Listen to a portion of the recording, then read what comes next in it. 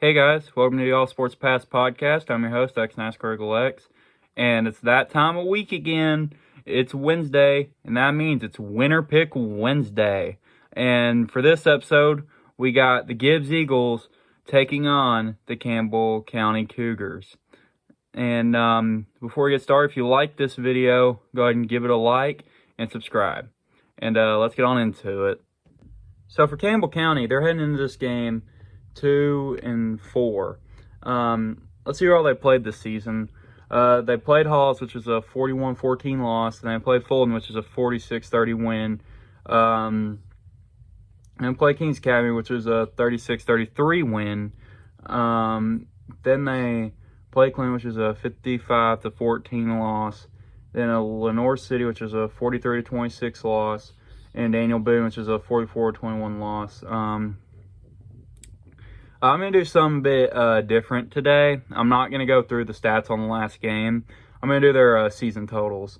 So on their completion, they have 107 completions on 169 attempts for 1,352 yards, which is a completion percentage of .633, an average of 12.6 with 10 touchdowns, 10 interceptions, and a QB rating of 83.2. On the rushing,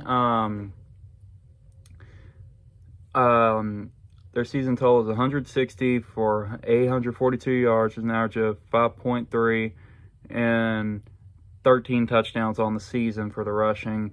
For the receiving, on the season total is 107 receptions for 1,252 yards, with an average of 12.6 and 10 touchdowns.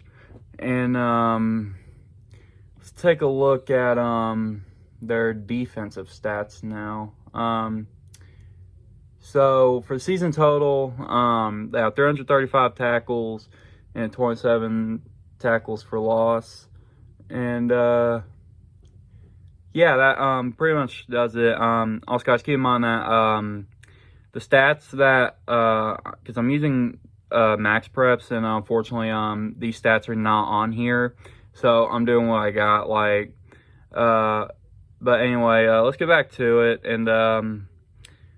and yeah, let's move on to Gibbs.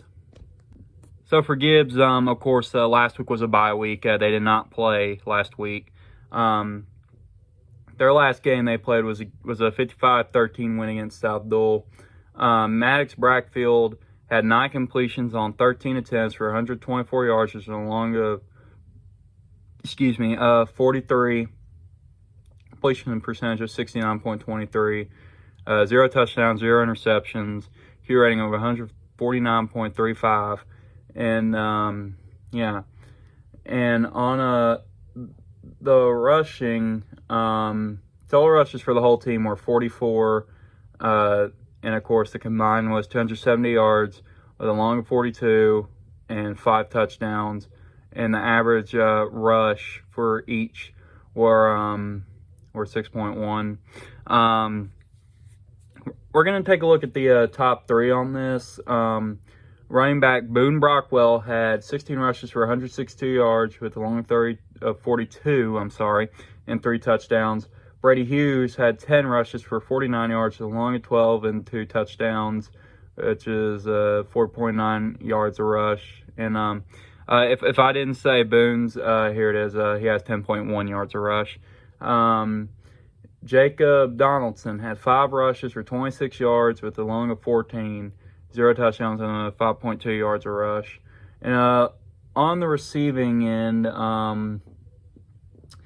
there were 9 catches, 13 attempts for 124 yards, of course, a long of 43. Hayden Mills had 3 catches for 67 yards with a long of 43. Boone Brockwell had 2 and had 31 yards with a long of 16. Jaden Rutherford had 2 for 21 yards with a long of 15. And Levi Allison had 2 for 5 yards with a long of 3. And the yards per catch for Hayden Mills were 22.3. Boone Brockwell was 15.5. Jaden Rutherford 10.5. Levi Allison 2.5. Let's take a look at the kicking here.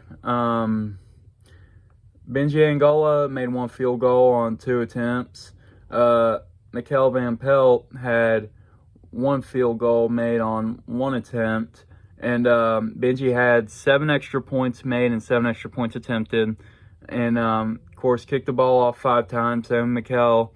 Benji had 195 yards, 1 touchback. And Mikel had 207 yards on the kicking, with an average of 41.4 and 0 touchbacks. Punting, Mikel Van Pelt had 1 punt for 34 yards, an average of 34 with a long of 34, and it was downed once. So, yeah. And DeJuan Harris, I will say this. This one here, 1 kick return for 88 yards, and a touchdown. Man, that was awesome on that one. And yeah, let's take a look at their Gibbs defense here. Total tackles, they had 70. They had 2 caused fumbles, 3 fumble recoveries, 2 pass breakups, 2 QB hurries, 3 sacks, and 5 tackles for loss. And we're going to go, like I said, we're going to do top 3 on this one. Wyatt West had 17 total tackles. Brady Hughes had 14. Seth Sieber had 6. Sorry, guys. I couldn't tell on the font. That's why you saw me zoom in here. Yeah. So, because of that, let's move on to the win pick. So, for Gibbs versus Campbell County, of course, Gibbs is on momentum. They've won 3 in a row. They are 4-1 heading into this game, and Campbell County is 2-4. But, however, I just feel like, that Gibbs is going to continue that momentum and bring home another win to bring it up to 5-1 on the season. All right, that does for Winner Pick Wednesday. If you guys like this video, give it a like, subscribe, and share it if you all want to. And I'll talk to y'all later. Peace out.